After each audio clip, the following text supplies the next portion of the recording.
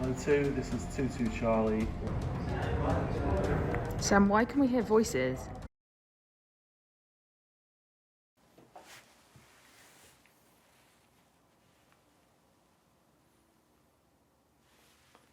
Wait, can you guys see me? I'm wearing a ghillie suit though. Man, Call of Duty is so fake. This thing doesn't even work. Alright, well, I guess since you guys can see me, I might as well record a video. So today, my costume is the colorblind reconnaissance dude. So yeah, I guess the only thing that really sparked my interest in doing this sort of costume was I had a bunch of this panel, which is called the VS-17 panel, which is basically like for signaling aircraft. I had a bunch left over, so I figured I'd just, you know, make a silly costume with it. So I'm going to take this off and also this because it's getting pretty hot. So yeah, today we have a spooky kind of reaction video. This one is called Cyprus, the spooky UN buffer zone at night. So I don't know, I guess it's a video from Forces News, so I'm sure it's going to be pretty high quality stuff. But yeah, it looks like it's them just like sort of exploring this weird buffer zone. Now again, I don't know a whole lot about the buffer zone. I know it sort of separates like North and South Cyprus. I don't know how to pronounce it correctly, but I know it sort of separates the North and the South. But I'm not sure when it was implemented or for what reason. I'm guessing it had to do with just like the, you know, the populations. But yeah, I'd like to learn a little bit more about this. I think this video will give us a little bit more information about that. And at the same time, it has spooky in the title and it's Halloween month, so that's kind of cool too. And it's a night vision, so that makes it even extra cool. So let's check it out.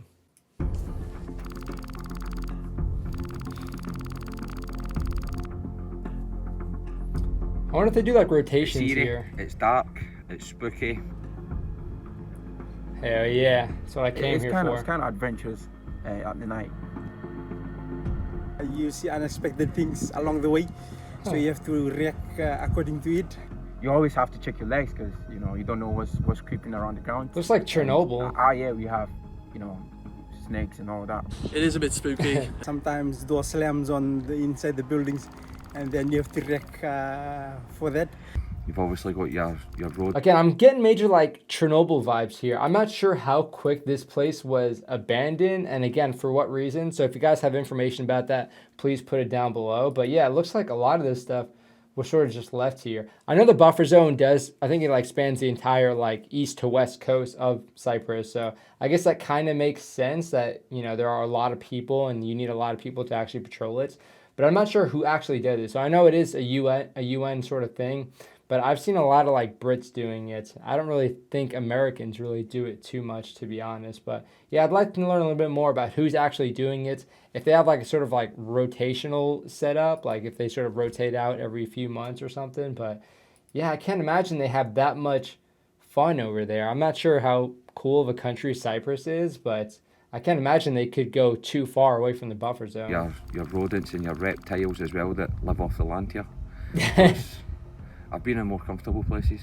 Yeah, it's a battle against the rodents. For nearly half a century, UN soldiers have patrolled the buffer zone's decaying streets, supervising ceasefire lines. Their role is to prevent further fighting between Greek Cypriots in the south and Turkish Cypriots in the north after the conflict back in 1974. This is the first time they've allowed us to film this place at night. So this is what, nearly half a century? Why is that? That's kind of weird. What's happening at night? I mean, I know they're sort of battling the rodents and whatnot, so, I mean, unless they're like bayoneting a possum or something around the corner, I can't imagine it'd be too much that they're seeing at night as opposed to the daytime.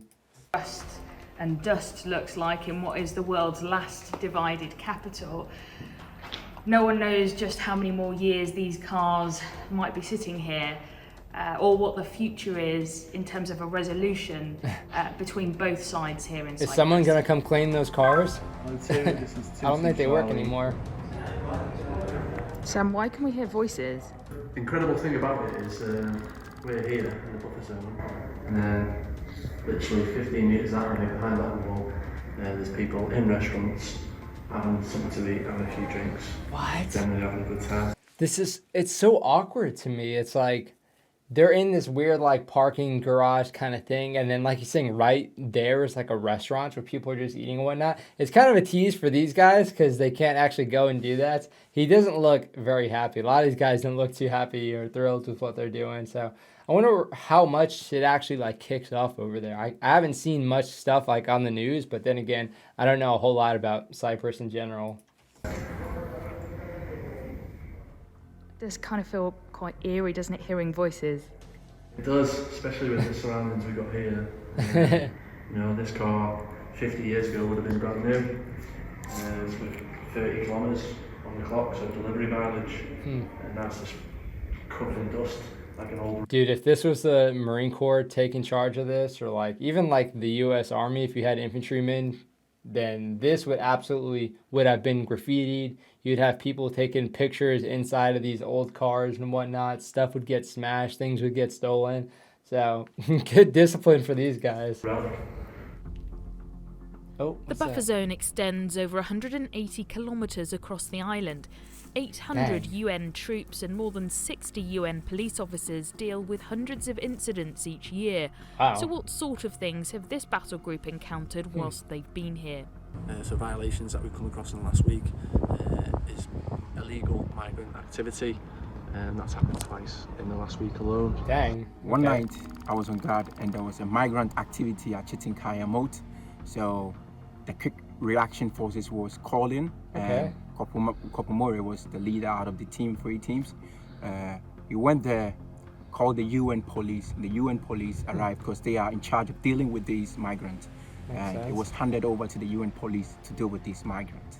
So that was quite a big night. Yeah, it was. I forgot about that. The UN probably should have police, but every time I think of like the UN and police, it's like military police. So I don't know if it is like a military police or if it's like its own sort of organization now, but that's kind of cool to hear about. I didn't even consider that. So again, these guys wouldn't have the like arrest authorities and whatnot, and a lot of stuff does get pretty like litigious or whatever. So I imagine they're gonna try and stay away from that. So dang it. Okay, so it seems like there's definitely a lot going on, but yeah, it's just a lot of like illegal like sort of crime activities, not so much like firefights, I would imagine. Actually a big night, yeah. It's almost time for this battle group to leave and return home to be reunited with their families. Oh, yeah. But it's clear just how much it means to them to have been part of a UN mission. We're here to maintain the peace. I don't think Cyprus wants to see what happened again 40 odd years ago. Equally so as I don't think the rest of the world want to see it again. So we will come here and we will continue to patrol these areas and try and prevent or deter anything from that ever happening again. Being part of 6th Red and being part of Optuska means a lot, especially as private soldiers. So I think I'm starting to get the accents down a little bit better. So the last dude sounded like Scottish or something, maybe like Northern UK. And then this dude sounds like he's from Manchester or something. So I think I'm starting to maybe piece it together. But again, whenever I think of like Manchester, every time I see like British comedy, they're using Manchester to refer to like some young dude that's just like talking really quick and using a bunch of slang or something. So I don't know, I could be completely wrong on that one. We've got, as I said earlier, we've got the responsibility of taking care of this whole buffer zone, and it gives us a sense. It's a sense of a big responsibility on us. It's a privilege to be out here. Said it's challenges, the heat, away from family, 8, 9, 10 months at a time. But overall, it's a privilege. It's a proud moment for everybody. You get to work with people from all over the world. Yeah, that's true. We've got like 16 different nationalities within Sector 2. Overall, it's been a pleasant experience to work. Meanwhile, the rest of the world. Your wall cannot divide us. Okay. So something else I noticed is these guys don't have weapons. I know they did mention that there was a QRF, like a quick reaction force. So I'm guessing that's the guys that they would rely on if things actually started kicking off. But again, like as an American, if there aren't guns nearby, you kind of feel weird, especially in the military. So that's something that I noticed that they do differently. I'd imagine the U.S. would probably have guns all over the place anyway. The world can only watch and wait to see whether the Cyprus problem will ever be solved. Sean Grezchek, Forces News, in the UN buffer zone, Cyprus. Hell yeah. She stays busy. I know she was in like Fort Polk, If you Louisiana, enjoyed this video, don't forget covering the op rattlesnake and whatnot. So that's kind of cool for her. Yeah, so again, I'm not too savvy on Cyprus or really like the history of the area. I think they said something happened in 1974, some sort of conflict. I don't know if I'm completely overlooking that and that's something obvious, but yeah, I'm not really too sure, especially between Greece and Turkey.